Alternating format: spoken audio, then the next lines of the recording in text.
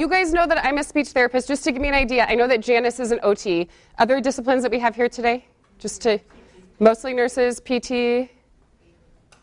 I didn't hear. Speech. All right, hopefully, yeah.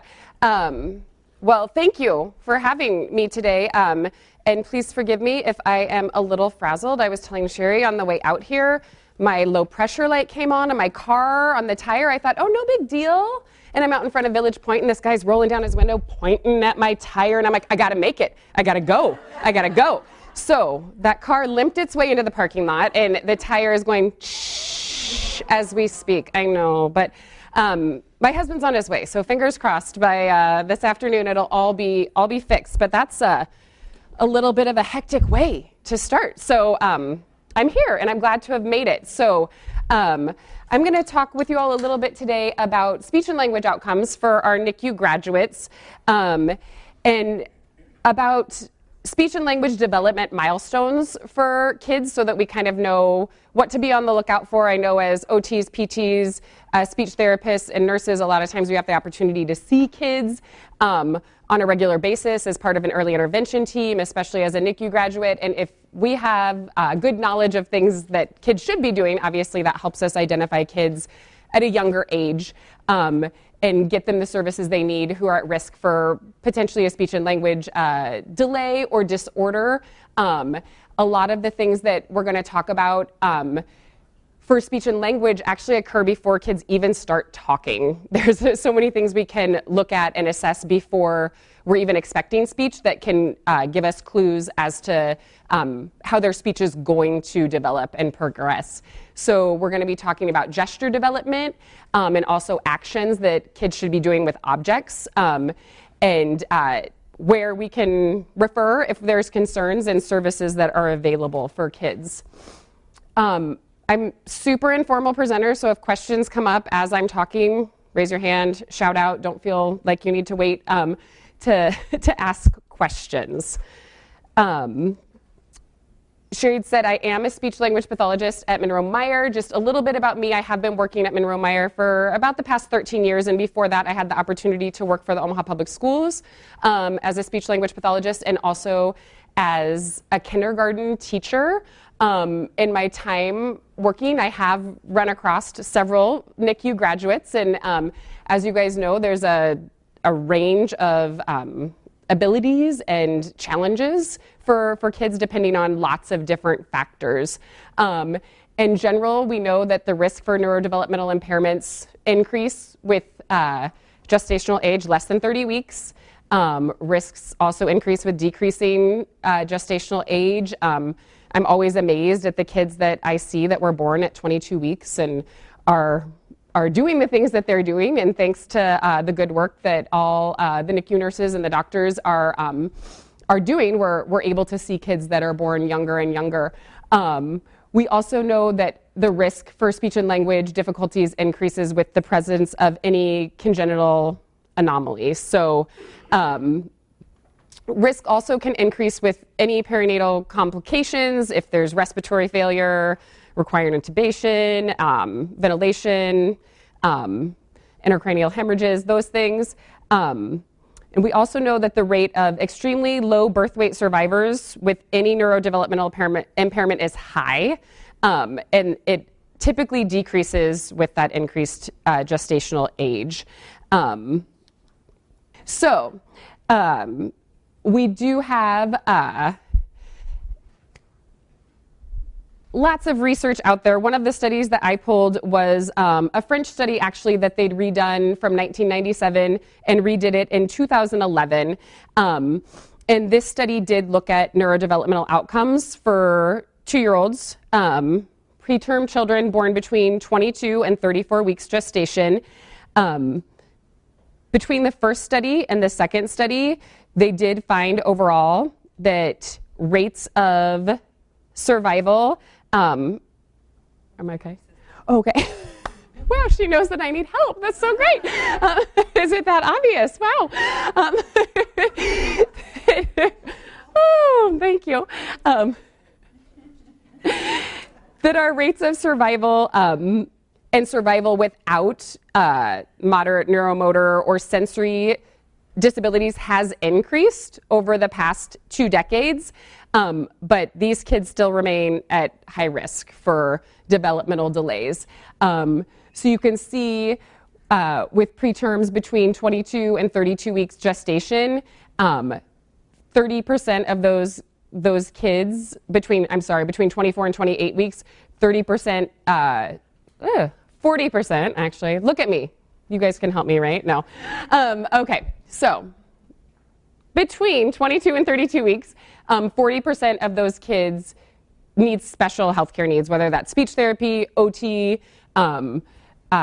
psychology, PT, and then 30% between 29 and 32 weeks also need those services at 2 years of age.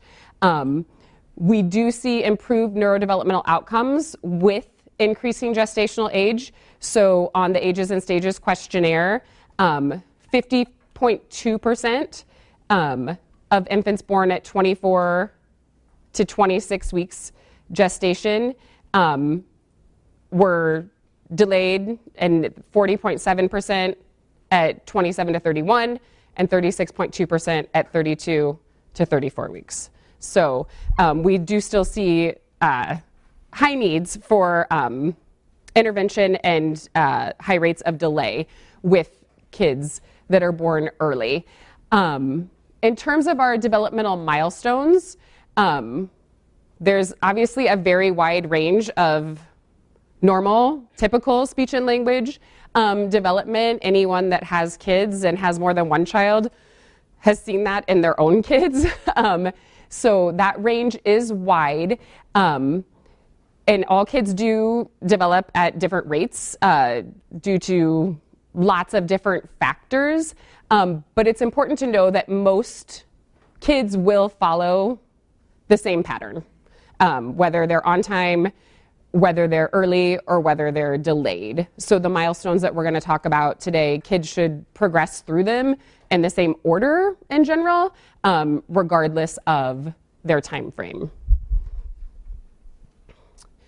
When we talk about speech and language, we're going to be looking at both expressive language development and receptive language development. I think expressive language is what we in general think about talking, but expressive skills also include nonverbal means to communicate, including body language, smiling, crying, vocalizations that are happy, that are unhappy, gestures, and that gesture development is crucial, and we're going to go over 16 specific gestures that kids should have by the time they're 16 months old. So those things like pointing, nodding your head, shrugging your shoulders, lifting your arms up. And so all of that happens before we're verbal, and then our literacy skills, our written language is also under that expressive language umbrella. And then receptive language is the other part of language development, and that covers anything that a person understands. In general, our receptive language and our understanding is typically more advanced or greater than our expressive language. We're never going to use a word before we have an understanding of it. My favorite example of that is no one's going to say the word Okoboji if they don't know that's a lake in Iowa.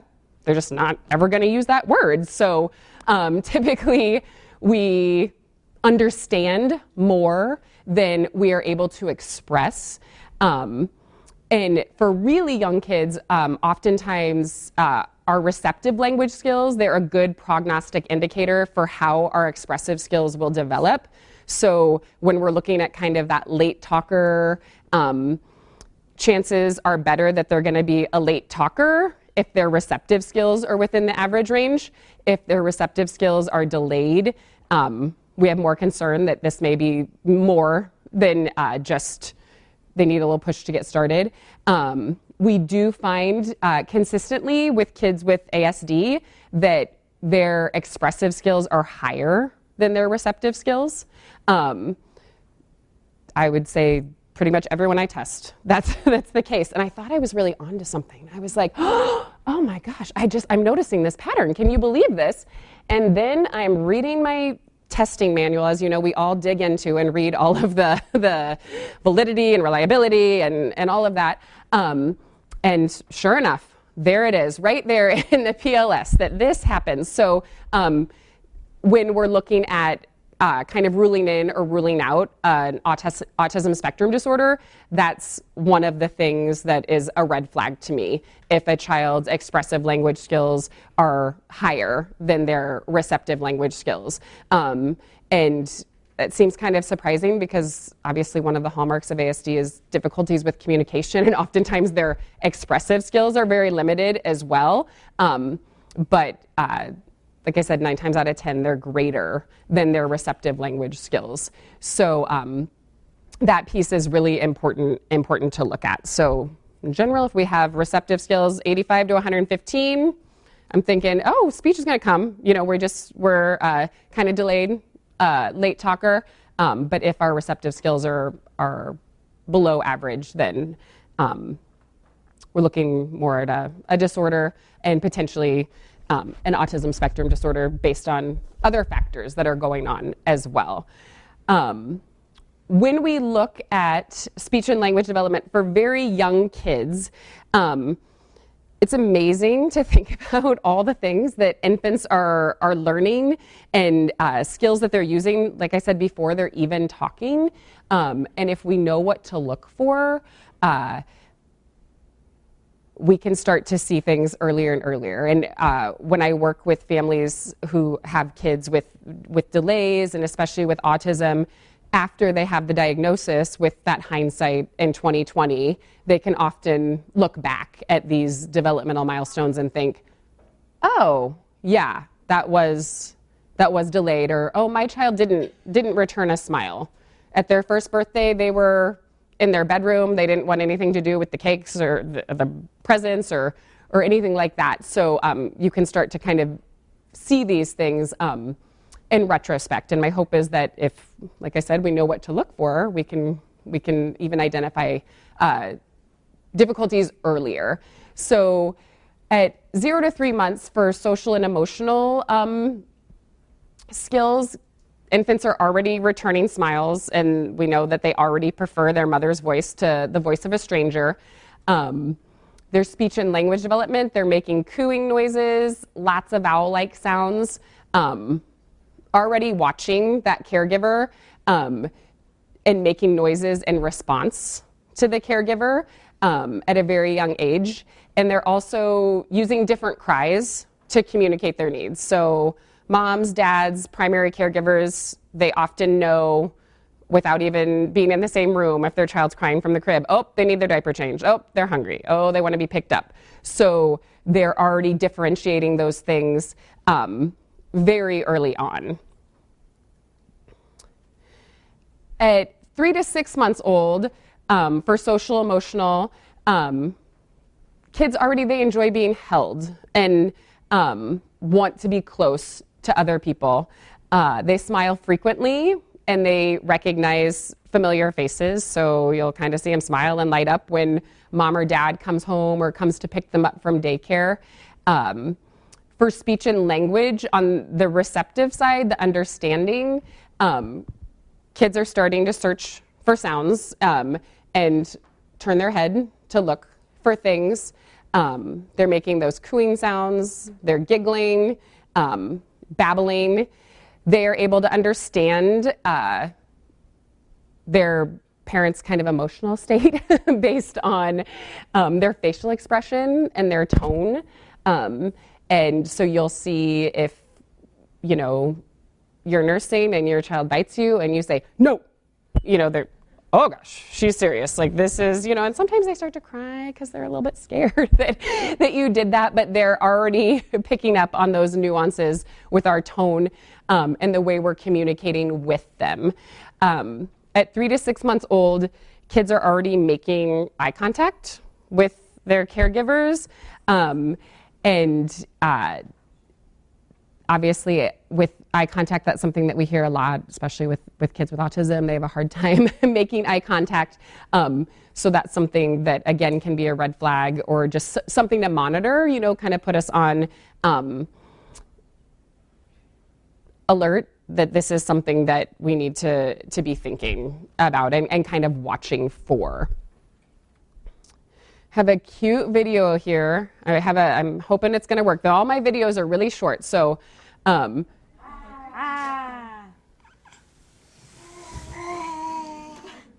right. So mom said the sound, baby said the sound. Baby was able to even kind of match the tone and the intonation of the sound at 6 months old. So that back and forth vocal play, we call it, where the caregiver makes a sound and the child imitates that sound, comes in very early. And looking at a child's ability to imitate is also very important because if that's hard, that can be a sign of a delay or potentially an autism spectrum disorder as well. And I know you guys had a speaker talk all about autism this morning. As a speech language pathologist, I find that I'm often the first stop for families. And oftentimes families, their child's not talking, so they get referred to speech. And an autism spectrum disorder is nowhere on their radar. No one's talked with them about it. And so oftentimes as they come to me, I'm looking at skills outside of speech as well to get kids plugged in and referred on to either rule in or rule out an autism spectrum disorder. I don't know of the therapists who are here, how many do, early intervention and see kids in their home before they roll over to school or maybe before they're referred on to additional evaluations. But because of that, a lot of these things that as I go through the developmental milestones, I'm like, oh yeah, that's important. We need to look at that. And I think that they're easy to miss if you don't know what to look for. So that ability to imitate, I wouldn't think, oh, my child's 6 months old. Like, yeah, they're not imitating. They don't have a lot of fine motor, gross motor skills yet. But you can see from that video, they are already imitating speech. So those imitation skills are coming in at very early age. We also have another little video here of a 6-month-old who's putting vowel sounds together. I like to think that they're twins. I don't know if they are, but they're sitting next to each other. And so you can see that at that age, at 6 to 9 months old, again, kids are looking for familiar people in their environment, and they're also starting to babble and string those sounds together. Sometimes the sounds that we hear are reduplicated sounds, like wah-wah for water or ba-ba for bottle, that we assign that meaning to. Other times, kids will start to use variegated babbling, where they combine ba-da-wah, ba-da-wah, and their intonation goes up and down as if they are telling us something, and it's just us that can't figure it out. Like, it's not my problem, it's yours. So very early, they are starting to babble and make those sounds already. Here's a little 6 to 9 month old.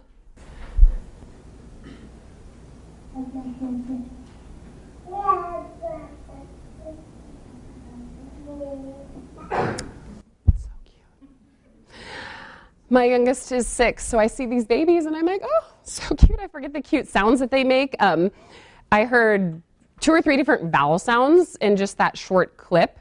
And so you can see that the variety of sounds that kids are making is starting to increase with their jargoning. By 9 to 12 months, as I mentioned, kids are yada yada blah blah blah blah. They're jabbering at you like, I'm telling you, this is it, and it sounds like real speech. Sometimes within their jargon, we'll hear a real word like ba, baba. Often is a sign to mean bottle, right? Early on, obviously, kids just are kind of playing with sounds and they say mama, and we're like, oh, mama, that's me, mama, mama, and we really amp up our animation and get excited, and then they're, oh, she really liked that. I'm going to do it again. That was reinforcing. And so we start to assign meaning to sounds that we hear in their jargon, and that helps them learn, I should do that one again. That was great. And if every time I say baba, I get food, well, that's reinforcing, so I'm going to do that. So we will start to hear more real words or word approximations that we are assigning meaning to. Kids will start to verbally initiate social interactions, so they'll vocalize to get their mom's attention. If mom's across the room, they might make a vowel sound. They might say mama, if that's one that we've reinforced.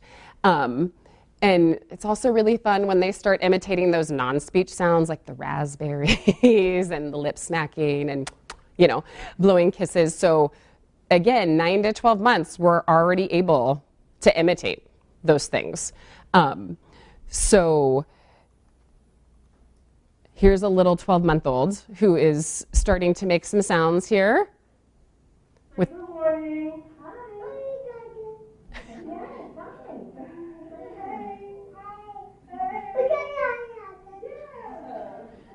He's telling her, it's right there. That's what it sounds like. Oh, good, that's right over there. Say good morning. So he was prompted to do something, and he attempted to imitate it. Did it sound exactly like what she said?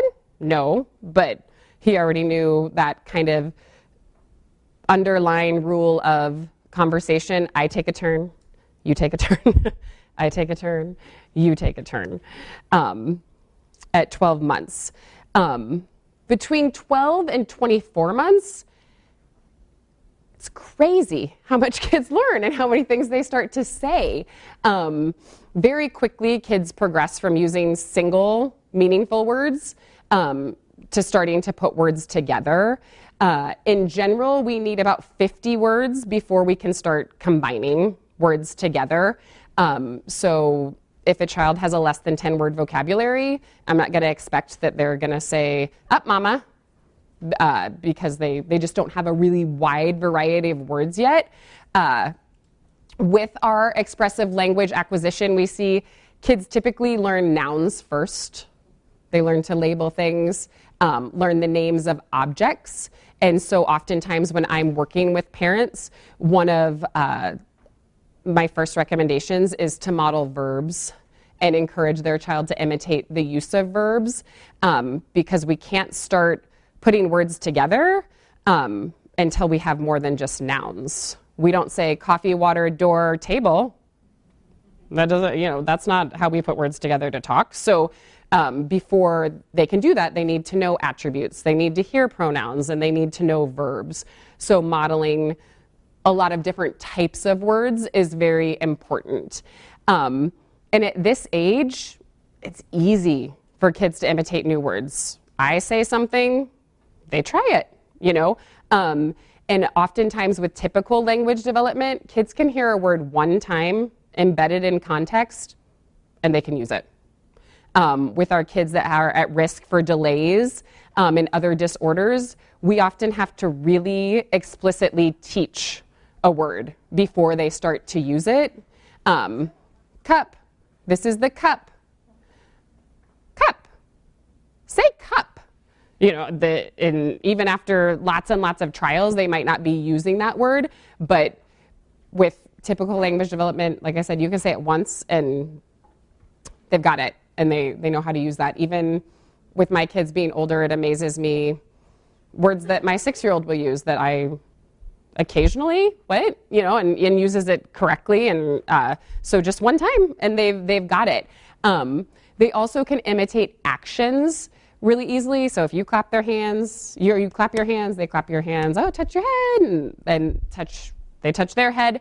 In terms of speech intelligibility at this age, you should be able to understand about half of what the child says. So their speech isn't going to be perfectly clear.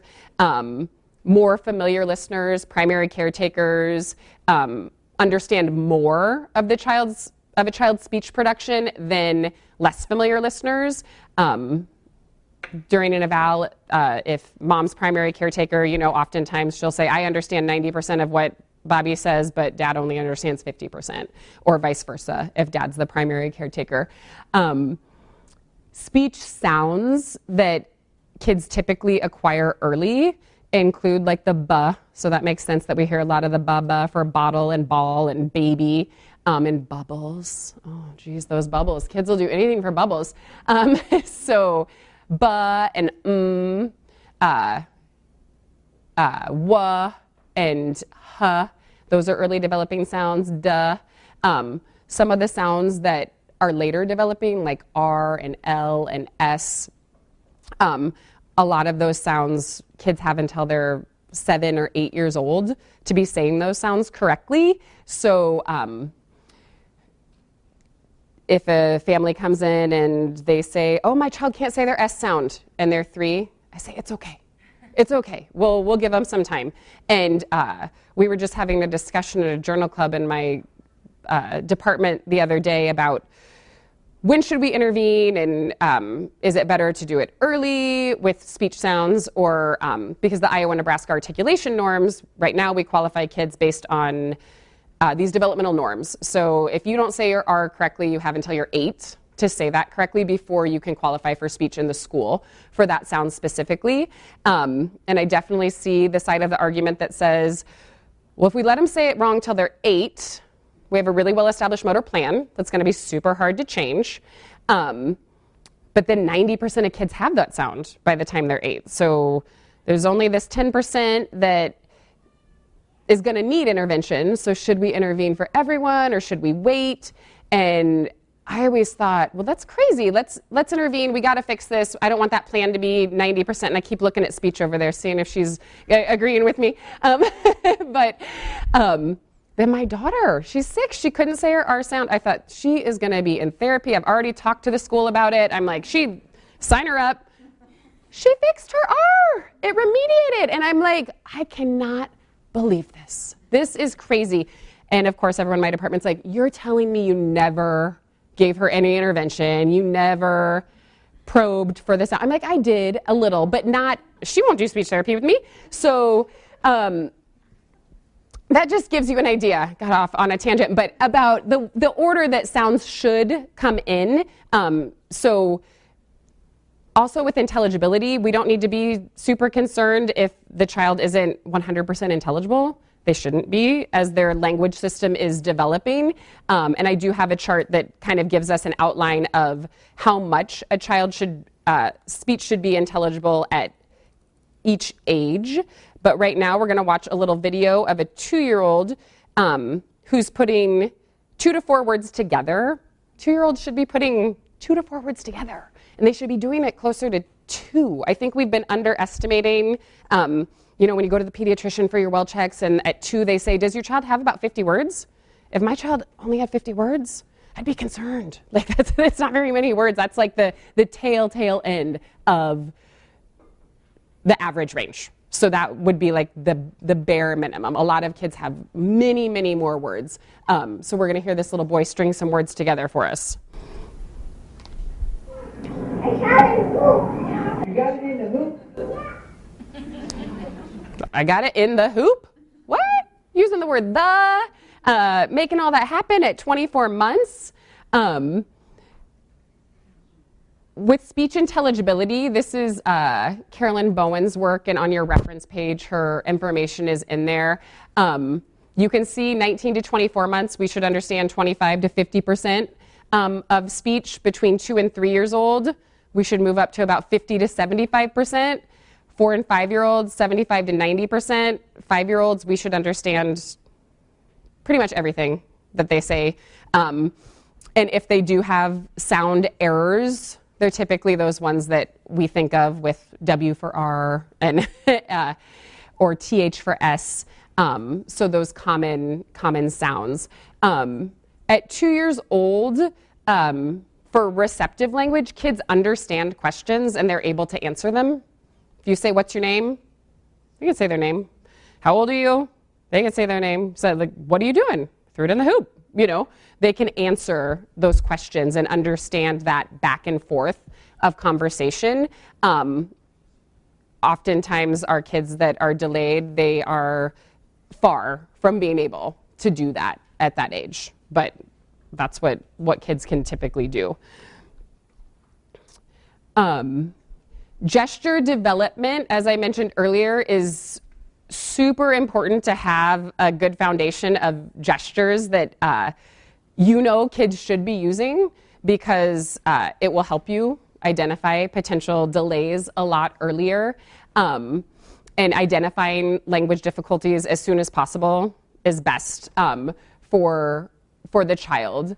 A lot of times kids that have delayed gesture development, that can also lead to potential problems with behavior, which I know Holly just talked with you about before, and also with their learning and with their social interactions. We know that by the age of 3, most of our major brain circuits are mature. So it's already there, and children should be using at least 2 new gestures every month between 9 and 16 months. Kids do this so effortlessly that it's hard for me to think back with my kids. I didn't attend to their gesture development as much as I should have. I wish that I would have. But when we know that kids are at an increased risk, like our NICU graduates, for delays, I think that if we can give the parents the information, they're already a little bit on higher alert looking for things, that can help them be much more aware of these nonverbal gestures that kids should be using early on. The First Words Project is a really great project. I encourage you to go to their website. It is a longitudinal research investigation that was out of the Florida State Autism Institute. Amy Weatherby is the primary investigator for this study, who's a speech therapist. But they were able to go through and break down gesture development between 9 and 16 months. And they also are responsible for the actions with objects that we're going to talk about a little bit later. Their website has video clips to share with families. They have really nice lookbooks that you can print off, or digitally you can share with families, where it breaks down each gesture and gives examples of kids using them. So I really like their materials and that reference for families, because it's a really interactive and engaging website too. So it's much more fun for families to learn from than just go read this chart and look at it. So social communication milestones between 9 and 16 months. Eye gaze, we all know, so important. Kids are using that triangulated gaze, looking between the coffee, the person, back to the coffee, to let you know, like, hey, I like coffee. I want some coffee, Or if the kid wants the bubbles, they look from the bubbles to the mom, back to the bubbles. Very early, kids are using eye gaze to let you know that they like something or that they're interested in something. And they're also using facial expressions and vocalizations to share their emotions, whether they're happy or unhappy. The eye gaze to communicate and share that attention is really important. It's a big red flag for me for a speech and language disorder, and especially an autism spectrum disorder, if a child is directing all their communication towards objects without ever referencing a person. And I see it quite frequently, where I want the coffee, I want the coffee, I like coffee, I want the coffee. Coffee's good. Like, they might throw lots of different phrases or words at it to try to get it, but that idea of, oh, I need to look at that person because they're the person with the ball. It's not the ball that's going to magically come to me. I need to reference that person. That eye gaze shift is really, really hard, and a big red flag for a potential speech and language disorder, delay, or an autism spectrum disorder. Between 9 and 16 months, kids are going to be communicating at an increasing rate with gestures. They're also going to be using a lot of sounds, that babbling, jargoning at you with things that sound like speech or sound like sentences but aren't intelligible yet. And we will start to hear those few words. And like I said earlier, kids learn the power of those words because of our reaction to them. They're babbling away and they hear mama and we are hot on it. We're like, yes, yes. And so by us assigning meaning to that gesture or to that word when they reach for something, we interpret that as, oh, you want that?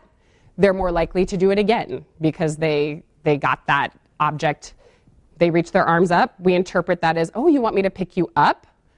They're going to do it again because they want to get up. So as we consistently respond to gestures and give them meaning, kids are more likely to do them, and that's going to lead to them using them again and again. And understanding meaning of spoken words between 9 to 16 months, again, that should be much higher than the words that kids are using. So they're learning what things are before they're ever going to say that word. So with our gesture development, if social communication milestones aren't solidly in place, it is likely that there'll be a delay in learning to talk. So those delays in social communication milestones may indicate a risk for developmental delays, including autism. So we do want to make sure that this gesture development is solidly in place before we're ever even expecting a child to talk. There are lots of things that we can look at to know if they're going to be at higher risk for a developmental delay. All right. So at 9 months old, kids are already giving you things. If you hold your hand out, they'll give it to you. They're already shaking their head and starting to turn their head away when they don't want something. We see that all the time with feeding, right? Like, oh, I don't want those peas. Ugh, yeah, that's gross. It's always the vegetables that they're turning away for. So we have those developments by 9 months. At 10 months, we see kids starting to reach for things that they want. So, we can quickly assess that by holding out an object to see if they reach for it, or holding out two objects to see if they'll reach for one over the other. And then that raising arms to be picked up. Pick me up, take me with you. It comes in at about 10 months. At 11 months of age, kids are showing you things by holding it up for you to look at. They want others to notice what they're interested in, so they might vocalize again to get your attention, like, hey, look, there's a cat over there, check that out. Like, that's super cool. And they're starting to wave. Another one of my first questions, does your child wave? Does your child point? Those are two of my first questions. And at 11 months already, kids are super motivated by that social experience. 12-month-olds are starting to use an open hand point where they'll, oh, there's a clock over there, or reach like this if there's an airplane in the sky to get someone's attention. And they're also starting to tap either on an item or on a person to get their attention. So that initiation with that gesture already at 12 months is coming in. 13 months, those imitation skills kind of explode. We clap, they clap. We start doing those fun blowing kisses and those raspberry sounds like we talked about earlier. At 14 months, that index point is already in place in typical development. So with our understanding being higher than our expressive language skills, if we're looking at one of those 100 first word books and I say, where's the ball? Kids will point. Oh, show me the zebra. They'll point to that at 14 months of age. 15 months, we get the head nod for yes, and we start to get some of those fun, stop, that's wait, hand out for us to stop doing what we're doing, and a thumbs up if we like things. And by 16 months of age, other symbolic gestures like, peace, and high five, of course. kids are starting to do all of those things by 16 months of age. Having these 16 gestures is crucial. Having at least 16 gestures by the time we're 16 months old is crucial. That is going to give kids that launching pad that they need to go from just using a few words to having that huge language explosion between 18 to 21 months. Kids are learning new words every day.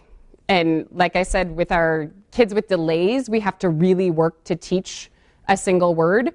But with kids that aren't delayed, they just pick those words up effortlessly without us ever teaching them. If we're able to see these small gaps, these things that seem little in early social communication, we can get support and before significant delays are in place or even evident, and then it's less likely that I'm going to have a 3-year-old coming to see me for an initial evaluation and I'm the first one having the conversation that, yep, we have delays and you're very right to be concerned, and it's an appropriate evaluation, and these are some reasons why I think we might be having these delays. So we do want to be aware of those gestures. 16 actions with objects. I just, actually the First Words Project just added this information not that long ago, and I was really excited to see this because, again, it helps us, if we have this knowledge in our tool belt, it helps us identify potential problems much earlier. So kids being able to know what to do with objects and how to use them appropriately, that helps them learn how to talk. Kids should be learning, again, 2 new actions with objects between 9 and 16 months. They should be doing lots of different things. And again, it's crucial by 16 months that they should have at least 16 different actions that they're doing with objects. So very early on, 6 to 8 months, kids are able to reach and take an object. They're also able to hold and examine objects, their little rattles and all of those things. At 9 months, we start to see kids mouthing objects, banging objects, dropping objects, that super fun game of, I'm going to drop this off my high chair, see if mom gets it, I'm going to do it again, I'm going to do it again. They're doing that at 9 months. And mouthing objects to explore things, dropping objects by chance, and then when we react, they do it again on purpose because they thought, oh, that was fun. Mom and dad like that, so I'm going to do it again. At 10 months, kids are starting to take things off. So if you hide the ball under the blanket, they'll take the blanket off the ball. They're also taking things out, like taking the shapes out of the shape sorter. Those social games, peekaboo, start to come in at that point. So, you know, they might bury their head on the floor. The cutest video of one of my kids just initiating that, burying their head, and we'd say, oh, where's Levi? And he'd look, and then he'd do it again. So they initiate those games.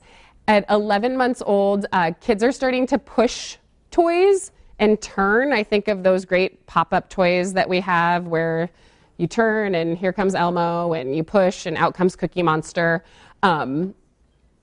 They're also starting to knock down blocks and push cars, turn pages in a book, and turning things upside down, dumping and pouring with their toys. At 12 months old, oh, this was always my favorite, when your baby would pat you on the shoulder when you gave them a hug and pat, pat, pat. And they're starting to put things in. They might be patting themselves like with a towel after bath time. They're learning how to functionally do actions with objects. So if you put the clothes in the basket, they're going to put the clothes in the basket. Or they start to do those early puzzles with the knobs and the large pieces. They put their sippy cup in their mouth or their spoon in their bowl to start to scoop. At 13 months, we already start to see some pretend play come in with feeding others, opening and closing toys. At 14 months, Kids start to move things back and forth and up and down. So again, functionally, maybe pretending to brush their hair or brush their teeth. And at 15 months, they start to pour things, which is always fun, especially when it's water outside of the bathtub. It's more fun when it's in the bathtub. But I just find kids like to play with water everywhere, so that can be messy sometimes. But pretending to wash things, like if we're playing with the baby, we pretend to give them a bath and wash them off and dry them. 15 months old are starting to use combinatorial play, where they put two objects together. I hope that everyone knows about the Spin Again toy from Fat Brain. I don't work for them. I'm not getting a kickback or anything, but this is one of my favorite combinatorial play toys, where it's like a shapes ring stacker, but the pole is twisted, so you put the wheel on and it spins all the way down. Great fun. So kids are learning to use those kinds of objects together, or use a car with a block to knock the blocks over. At 16 months old, actions that kids are using include stacking. Some of these fine motor things start to come into play really nicely at that age in terms of scribbling and drawing as well. So we can look at, long before we're expecting your child to use lots of different words, we can look at their gesture development and how they're using objects to give us an idea if there are red flags or concerns for a developmental delay in speech and language. If there is a concern, I'm sure you guys are all very well versed, and obviously we're going to recommend we talk to our pediatrician. A lot of our NICU graduates are obviously being followed up through the TIPS clinic and have regular appointments with that primary care physician. Pediatricians are able to recommend speech and language evaluations. I think pretty much all of the preemies that I've worked with are hooked up with their schools. I think, do nurses, do you guys hook them up like before they even leave the NICU? I feel like, yeah, then the schools are already on board. So school is obviously great because it's free for families, and kids get started on that individual family service plan right away, and then have the birth to 3 in-home services before they roll over to preschool and then eventually into school age. For NICU Yep. or TIPS clinic, Yeah. level 3 TIPS is an automatic referral Okay. unless they're screened in the clinic. Okay, so when they go back to okay, perfect. We also have outpatient service providers, and like Monroe Meyer, we provide those services there. So it could be at a private practice, at a hospital, a university clinic. Typically insurance is billed for that. I am able to work in the Right Care Clinic at Monroe Meyer, so the services that I provide are at no cost to families for some of my programming. Especially with this population, I do a lot of parent training programs that are 12 weeks in length. So we have the Hannon It Takes Two to Talk program that I'm certified in, where it's a 12-week program for families of kids with language delays or potential language delays that I'm able to provide at no cost to families. It can be completed in a group setting or in individual therapy. I also do a parent training program called Project Impact, which is geared specifically towards teaching parents to be better communication partners for kids with autism spectrum disorders. And we spend a lot of time working on social engagement and kind of building the foundation of just interaction and shared enjoyment around an activity, which is often lacking before we can start to teach anything or target any communication goals. We have to have that shared enjoyment around an activity, and it's really hard for families to know what to do because, first of all, as adults, we don't ever play. That's not something that we do unless you're a therapist like us, that we're used to it. But if I wasn't a speech therapist, I wouldn't know how to play with toys with my child or how to encourage interaction and just little behavior modifications that we can make in terms of initially pairing ourselves with really fun things, so that you come over by me, you get to blow bubbles all you want. You walk away from me, the bubbles go away.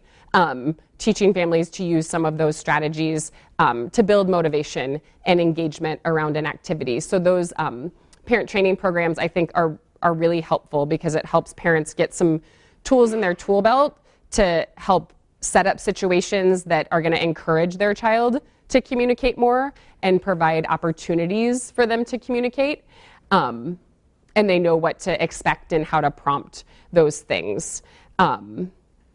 And so I think that parent training is a very important piece. And if you guys ever have anyone that you want to refer and think that's appropriate for, I think that's a nice resource for you guys to know that's out there in the community, because a lot of people don't know that our clinic exists or that we provide those type of services. And often parent training isn't covered by insurance, but I've been running parent training programs for the last 3 years, and I think just that ripple effect that you have, you get the biggest bang for your buck with taking the strategies that you're using and handing those over to parents so they can practice all week with their child, as opposed to just, oh, you dropped them off to me for 30 minutes and you go to the observation room, or go grab a cup of coffee or something and then come back, and then I turn your child back over to you. I think that it's been really powerful, and I've gotten a lot of great feedback from parents just saying, finally, like I know what to do, because every parent that I work with and every parent out there wants to help their child and wants to know how to have a connection with them and build that communication. So those types of services, I think, are really important. So any questions about our speech and language development? Yeah. How is 16 months a milestone? Like, why is it 16 instead of like 18? I think, and I will look on the website because I'm not 100% sure, but I don't know why they stopped at 16 months. I don't know if it was just to say, like, oh, wow, by this 16, it's catchy too, 16 by 16. 16 by 18 isn't as catchy. But I'm not sure of the significance of 16 months or why they stopped right at that point, but I do think that it's good to know that by that age, because I do think we often think 12 months, 18 months, 24 months, so if they don't have those gestures by 18 months for sure, then we know that there's a delay. I think, and Sandy, correct Yeah. me if I'm wrong, but the 16-month tips to visit, Yeah. I think, is to really assess language skills, because it's right in the middle of that kind of language explosion. Does that sound right? Between that 16 and 21 months, yeah. 16 to 18, yeah. Mm-hmm. That's when we do our MChat also. Yes, yep. How old are kids generally when they start That Takes Two to Talk? Or what age would they be? Yeah, I think there isn't, I'm trying to think, the youngest that I've done it with the family is usually 2, but there's nothing magical about 2. I think if you had a child at 18 months that you're thinking, oh, their gesture development is behind, I think it would be appropriate to refer them on. Mm-hmm. And I am excited because the Project Impact training that I do, there's a new manual coming out in June that is now going to have teaching social communication for kids with autism and other neurodevelopmental, like it's going to broaden, the title will broaden, because I love their materials and love the manual and the strategies that they cover, and the strategies are appropriate for all children with a language delay or communication difficulties. And oftentimes, I actually went and got trained in Hannon because I found that for some families, giving them a manual that says for children with autism was just like a hard stop. Like, nope, not gonna do it. Whether their child had a diagnosis yet or not, and maybe I don't think that they have autism, but I think that they have a language delay and need to learn some strategies. There were some parents that just having that word in the title, they would not even consider the program. So I'm excited that the title is changing to broaden the scope of who would be open to that, and they're also making some updates in terms of they're going to have more information about behavior. I spend a lot of my time talking about behavior and behavior concerns, and we often see as we increase our communication expectations, there's a big increase in problem behavior because what I've always been doing isn't working anymore, and that's making me mad. So I'm excited that they're expanding to that as well. Yeah. For the NICU population, are there any interventions that you see beneficial to the baby in the hospital setting prior to even leaving that could facilitate? I mean, I think that encouraging just that interaction, always talking, hearing, you know, like that kind of self-talk, like, Mom's here, we're going to read a book, you know, I'm turning the lights on, I'm turning the lights off, just kind of talking about what you're doing as you're doing it, and then also that closeness and having kind of that back and forth turn taking as much as you can. I know in the NICU population that's often difficult, especially if you're still very small and not able to be out of your incubator. Cares. I know I Yep. talk about that a lot too. Mhm. Like, good morning, Jack. Yes, How are you right. doing today? Yes. Change your diaper now. Right. Talking about what you're doing as you're doing it, doing that language modeling, which can feel kind of funny when you first start doing it, but then it's so important so that they can hear that language and start making those connections. These words have meaning, and when reading is always a great activity. I read a research article to a baby once. Right. Just to hear your voice, it doesn't matter. Yeah, it can be anything. That baby went right to sleep, didn't it?